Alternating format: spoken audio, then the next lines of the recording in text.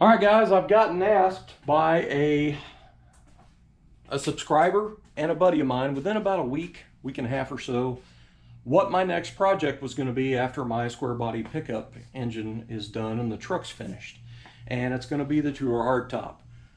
This car has pretty much kicked my butt for 9 years, and it's just time to get it done.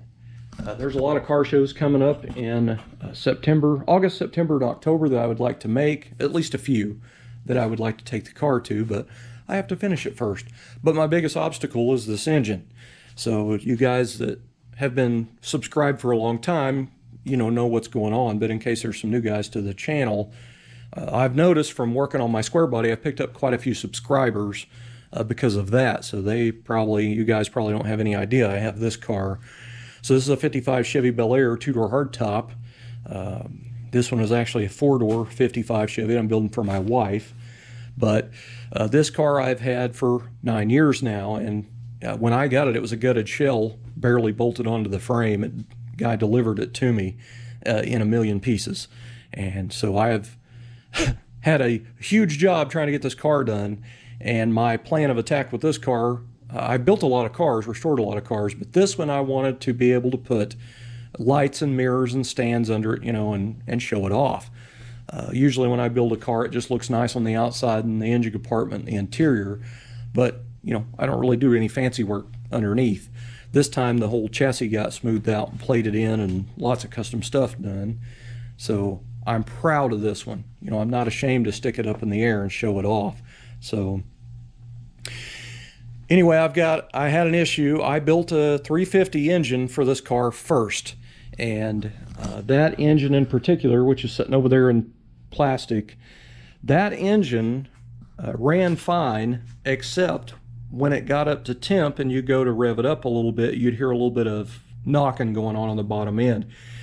What I think it is, I haven't ever tore that engine down yet, but I think it's piston slap, because that engine was a good used engine that I used to use in a 56 Chevy I had. I sold the car, but I kept the engine. It's a good used engine. It was all standard, everything, never been taken apart. And I basically honed it, and it did have quite a bit of wear in the cylinders. It really needed bored. And I took the block to the machine shop. The machine shop guy mic'd the cylinders, and he said, it really needs bored out. It's pretty wide. I ended up having the crank either turned or polished. I do not remember. But I had the block, vatted, and he put new cam bearings in it, and then I honed it myself. But he did recommend me to bore that, and I just didn't have the money to buy pistons and have it bored and all that crap. So I brought it home, rerung it, put new bearings in it, and got it running. It was holding great oil pressure. It was doing good, but it has a little bit of a knock when you go to rev it up once it's up to temp. I didn't really notice it cold, but anyway, so I think it's probably piston slap from the pistons. It needs bored out, basically. So at that point, I knew that engine needed to be, taken to the machine shop and bored and all that stuff. So I decided that I'd rather have a 400 small block in here instead of another 350. So I had a 400 here that needed bored and everything else. So I just decided I'd rather do the 400 because I love 400 small blocks, man. These engines, I just love them. You get big block torque in a small block package, and that's why I love them. So that's, my dream car of my unicorn car is a two-door hardtop 55 Bel Air, which I have now.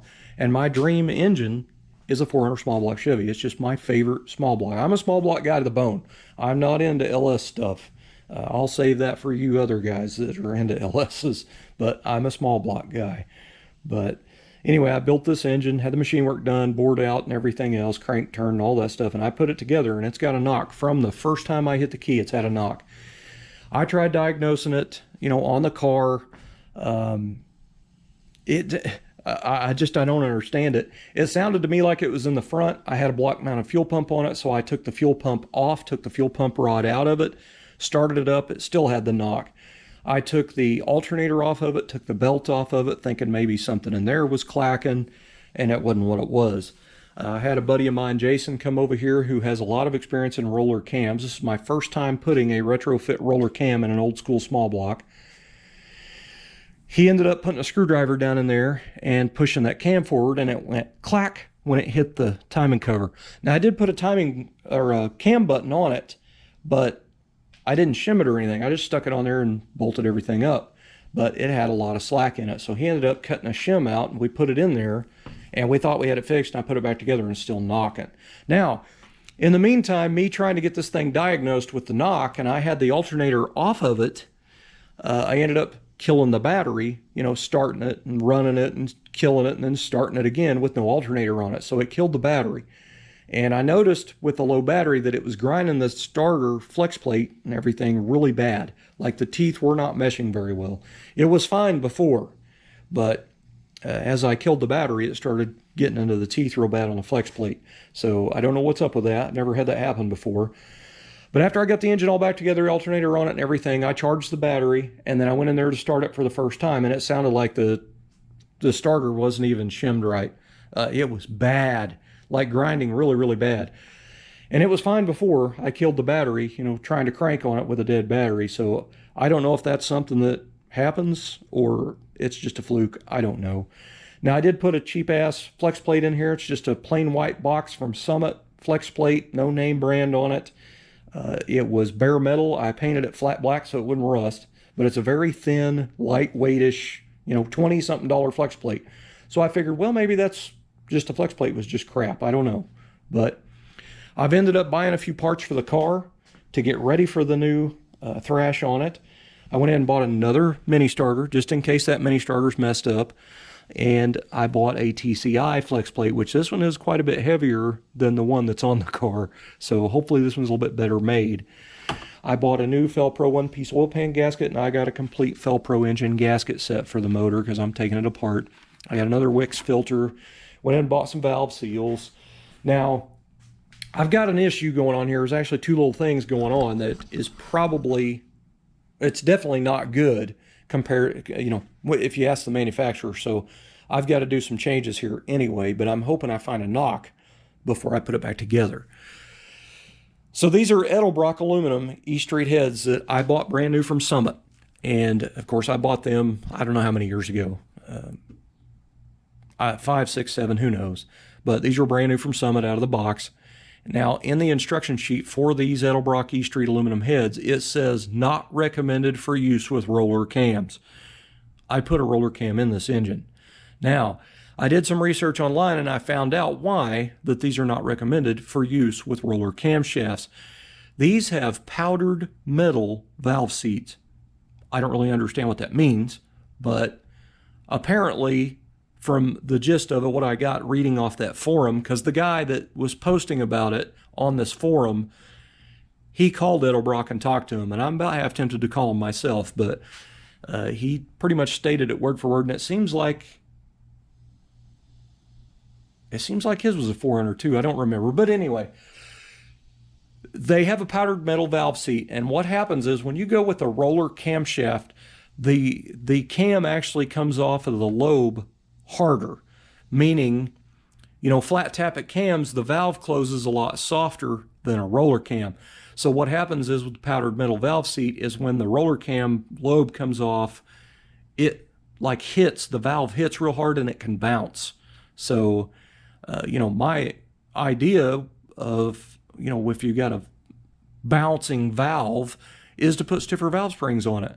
So that's what I did. I put some healthier valve springs on here. Now, whether it fixed it or not, I don't know. I didn't notice the, you know, the engine-wise running, it sounded okay other than the knock in it. But what can happen is it basically creates damage to the head itself because of the bouncing issue. So I think it's kind of crazy for a company to make a brand new cylinder head and you can't run a hydraulic roller cam with it. I think it's just kind of silly, but whatever. That may have been why they were less than $1,000. They were like $999 or something from Summit. I don't know what they are now, but you know, at the time that was all I could afford. So that's kind of a bad deal there. And you know, when I talk to some of my buddies that build engines themselves and I tell them about it, they're like, oh, I'd just run it. Well, yeah, it's not their engine. You know, they didn't spend $1,000 on the cylinder heads for them to get damaged because of that. If Edelbrock The manufacturer of the cylinder head is saying they wouldn't recommend it with a roller cam. There's a reason. You know what I mean? It's not, oh yeah, it'll be fine. So, you know, if I'm footing the bill, it's scary. You know what I mean? Now I could have these heads, probably valve seats redone. I don't know. Don't know what it would cost. It'd probably be better off just buying another set of heads, but it's going to be more money.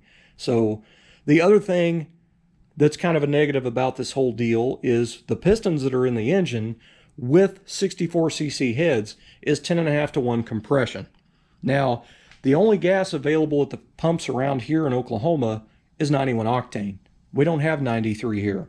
So I am borderline being able to run this at 10.5 to 1 compression with 91 octane. Probably going to have to turn the timing back on a little bit, and it's not going to run that great. So I was told a long time ago by an old machine shop guy that 91 octane is for 9 to 1 compression. That's like his limit where he put it at. Now, if you go with aluminum heads, supposedly you can knock a point off because of the aluminum cylinder head. I don't really understand the reason for that either, but so it may be fine, but then again, it may not be fine.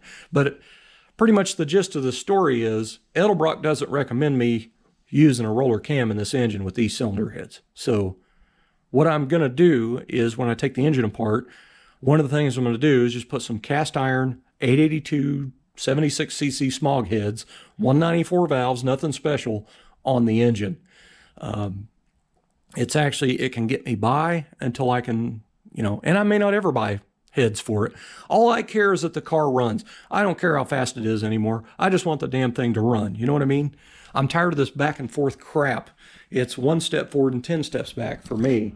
But what I have found lately is almost all these high performance aftermarket parts that I have bought, either this won't work with this, or you have to modify this to make this work, or to make this work with these parts, you have to buy all these other parts to go with it. So it's just been a money pit of aftermarket crap. So I'm to the point where I would rather just put stock GM stuff on here and be done with it. That way I can start driving and enjoying the car. I don't care how fast it'll go in the quarter mile, you know what I mean? Not anymore. I just want the car to run. So that is one of the changes that I'm going to make. But I'm still nervous. I don't know what the knock is. And I was pretty thorough. When I assemble an engine, I'm pretty thorough on checking things over. And, you know, if I'd have found an issue with this engine putting it together, I would have addressed it then. But, I mean, who knows, man? I am really, I got to tell you, I'm really, really worried about it possibly being a pin for one of the pistons. It's a wrist pin. So I don't even know if I'd be able to pick that out, you know, once I get the engine torn back apart. You know, the rod and piston and pin and everything, that all moves together.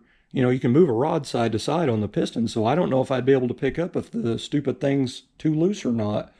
Which I don't know how it would have happened. I had the new pistons pressed on the new rods, but, or, you know, the pins put on and stuff. They're not, you know, clipped. These are press fit. So I don't know if the machine shop, maybe they got a little aggressive with it. I don't know, man. I just don't know. But I'm hoping I find something on it when I tear it apart. And I hope it's something simple, because if it's not, that's going to suck. But if it is something simple, I have everything here to get it together rather quickly. But I'm definitely going to change the cylinder heads out. And with me changing the heads out, I'm going to have to rework one of my brackets that I made. I made a bracket that bolts onto the cylinder head. And these cylinder heads have some kind of odd-shaped bolt holes in them. I mean, these have 5 holes in them compared to a stock GM head that has 3. You know, one side will have 1 and the other side will have 3. So I'm going to have to rebuild the bracket that I've got built to bolt on there. But that's where I'm at. This is the next project, and I'm going to try to hopefully get it over the finish line within the next month or 2, so I can get it to some of the shows toward the end of the season. The one that is really I would rather go to is Veneta's Oktoberfest in Veneta, Oklahoma. I love that show. I used to go just about every year. I didn't always take a car, but I have shown a few cars in it through the years. But I haven't been since 2017. The last time I went there, I took my 78 Olds Cutlass Salon there that I'd restored and modified. And I won best paint, and I got best of show. And I also got my picture in the Bonita Daily Journal, which was really, really awesome. They actually clipboard judge that show. The judges walk around with clipboards and they actually look at the vehicles. It's not like some of the other outdoor car shows you go to where they're, you know, give this guy a trophy because he's my next door neighbor or something like that. You actually, if you win a trophy, you earned it. So that's what I like. And I know some people are anti-trophy, you know, shouldn't build a car and worry about trophies because they're only like $5 or something like that. But if I'm going to take a car to a car show and actually enter the show, you know, trophies are kind of cool. It'd be kind of nice to have this many years, you know, in on the car and actually get something for it. I don't care if it's a $5 trophy, you know what I mean? But I do have a lot of trophies in my house, and they're just packed away in a tote in a closet.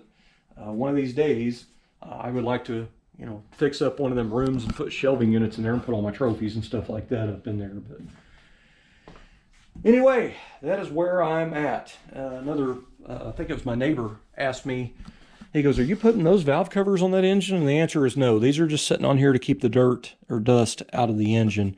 The valve covers that I'm using on this engine are the old school Chevrolet scripted valve covers, and I've already got them restored and they're back here in the trunk.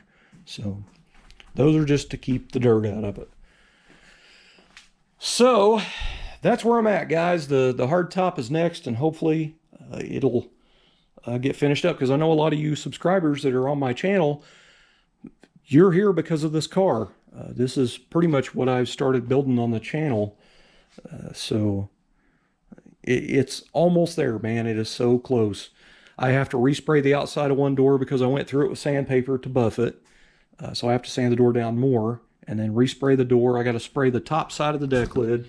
It's already sanded. It just needs wiped down, tacked off, and shot. And then the gas door, I went through it with the buffer on the corner, trying to buff the gas door with a little mini buffer I got. So I've got to sand it down and reshoot it. I need to Raptor line the inner fenders on the back side for rock chips, you know, and also the underneath the splash apron. I've already sprayed the inner fenders and core support and all that with some, you know, satin black. But I mean, it's close. I still have a lot of stainless trim to finish. These lower pieces of stainless need to be, you know, sanded and polished. My flippers need rebuilt. I still got to sand and polish all the back window stainless.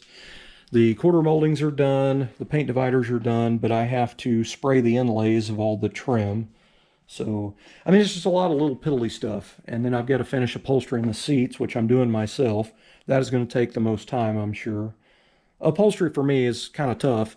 I enjoy it in a sense, but it is so time consuming because, you know, when you start upholstering something, if there's a wrinkle or something's not quite right, you got to basically take it back loose and try to figure out why. So hopefully I'll get a little bit more experience working on these seats and it'll be a little easier in the future. But anyway, guys, that's where I'm at. Sorry the video's so long, but you know, I'm just trying to get everybody caught up where I'm at with the hardtop, because I've got some new subscribers recently, and it's because of my truck.